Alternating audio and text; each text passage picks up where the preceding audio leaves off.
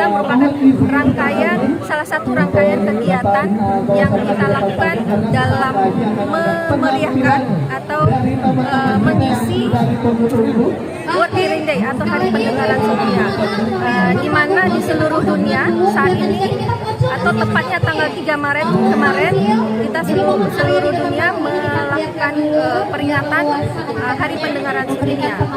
Ada 5 penyakit telinga yang bisa dicegah sehingga tidak menimbulkan gangguan pendengaran. Pertama adalah infeksi telinga. Infeksi telinga bisa dicegah. Jadi kalau dia sudah terjadi infeksi telinga, kita harus melakukan pengobatan bahkan sampai pembedahan. Jadi sebenarnya penyakit itu bisa dicegah. Kemudian penyakit telinga lain yang bisa dicegah adalah penyakit tuli kongenital atau tuli bawaan lahir yang awalnya mungkin dicegah pada saat kehamilan. Kemudian penyakit yang berikutnya yang bisa dicegah adalah kotoran telinga. Kotoran telinga sebenarnya bisa kalau berlama-lama akan menimbulkan gangguan pendengaran, tapi bisa dicegah artinya dengan mengeluarkan kotoran telinga.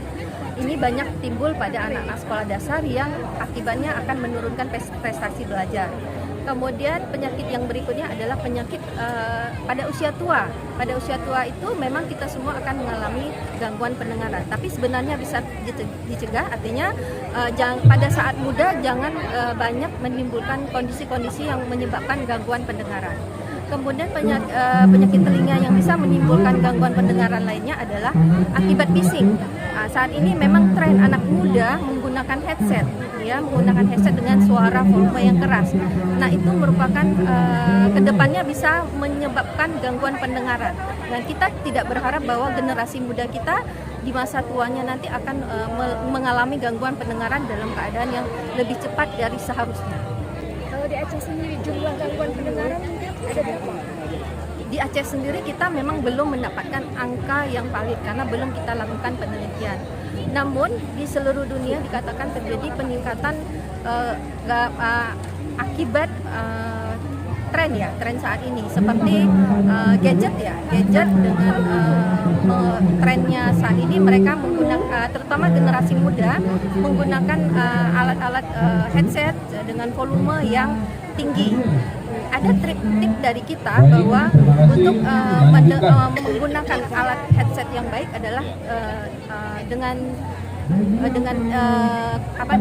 rumus 60-60, artinya volume 60 dari 100% volume gadget atau device yang kita pergunakan dan selama 60 menit. Nah, jadi telinga itu juga butuh istirahat. Setelah 60 menit kita pergunakan untuk mendengarkan suara yang keras, maka dia perlu istirahat. Di Aceh sendiri adakah kasus-kasus tentang gangguan pendengaran? Kasus-kasus gangguan pendengaran di Aceh sangat banyak sebenarnya. Kita sudah melakukan berbagai penelitian baik pada anak-anak sekolah, terutama anak-anak sekolah SMK yang belajar artinya menggunakan suara bising. Anak SMK itu ada jurusan mesin. Jurusan mesin itu menggunakan dia praktek dengan suara yang bising. Itu kita dapatkan gangguan pendengaran walaupun belum menunjukkan suatu permasalahan yang berarti, namun kita takutkan apabila kedepannya ini terus berlanjut akan mengganggu generasi muda kita. Artinya kalau dia tamat sekolah SMK maka dia mendapat bonus gangguan pendengaran. Itu tidak kita harapkan. Solusi dari kita adalah kita tetap mengedukasi kepada siswa-siswa tersebut supaya menggunakan pelindung telinga sehingga dia telinganya aman dari gangguan pendengaran. Ada harapan atau pesan apalagi hari ini memperingati Hari Telinga Sedunia? Harapan kita adalah semoga angka kejadian penyakit telinga dan pendengaran yang ada di Aceh dapat kita turunkan sesuai dengan apa yang diharapkan oleh seluruh dunia. Tahun 2030 itu sound hearing 20, artinya kita bebas dari ketulian pada tahun 2030. Itu yang kita harapkan.